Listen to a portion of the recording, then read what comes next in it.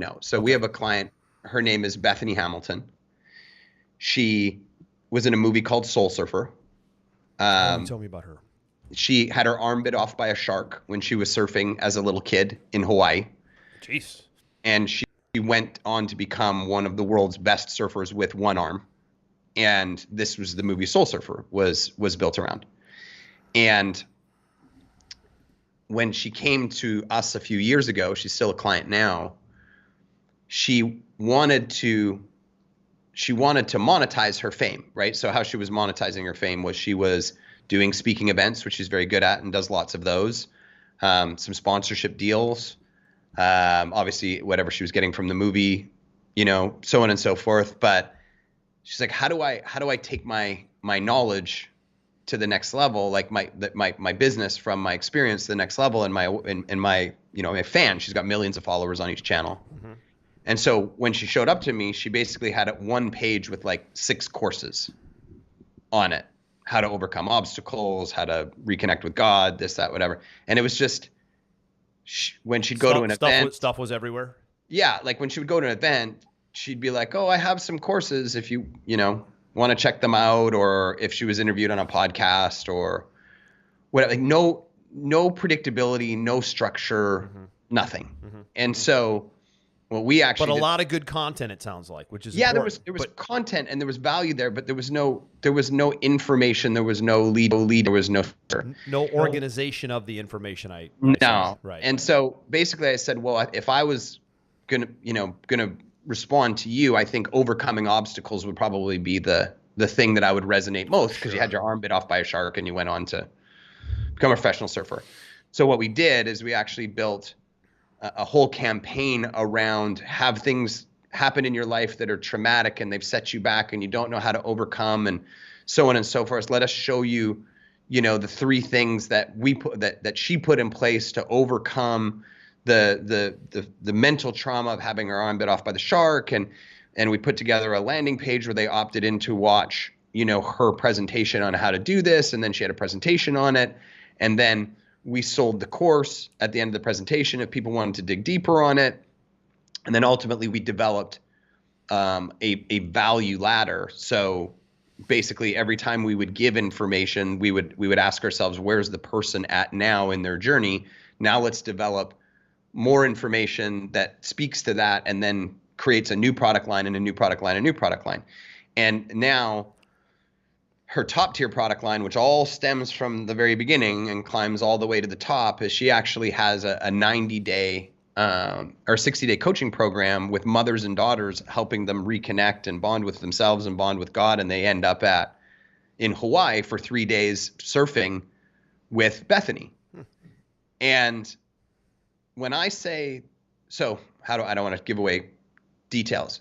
So I had 6 courses doing nothing ish to now 100x times the revenue in 2 years, because she had the product, she had the service, she had the credibility, but she didn't have the structure to attract attention, build credibility, move people through a process. And I think a lot of the people that listen to this show or they watch the show, they're like, I have a great product, I have a great service, I think I could really impact people with this. They're in the same space. And if you're feeling bad about yourself, do you have a movie made about you? Do people pay you hundreds of thousands of dollars a year to speak on a stage? Do you have 1 million, 2 million followers on your social? Probably not. But that same person who has all those things also couldn't monetize that because they didn't have the structure that we're talking about right now. So if she can't do it, how are you supposed to do it? Right? It's the great leveling of the playing field, that we're talking about right now. If you're a financial planner, there's 1 million banks and 1 million huge financial corporations. How do you compete with them when they've got all this stuff? Well, you do what we're talking about here so that you stand out from the generic basic marketing strategies that they use. They're not in the the world of converting people when they get to that level. They're in the world of keeping their name out in front of people as often as possible. They're playing the branding eyeballs awareness game because they're established. You can't compete with them doing that type of marketing. You have to compete with them giving value away and cutting through the noise to get to your people. Well said. And you need to do it via a mechanism, such as a Yes. webinar, such as a demo, such as a video. What we see working the best today is some sort of mini presentation that looks like a webinar, Aaron, like you said, a 15, 20-minute video. Video's great because people can listen, they can hear, they can see. It's not just text.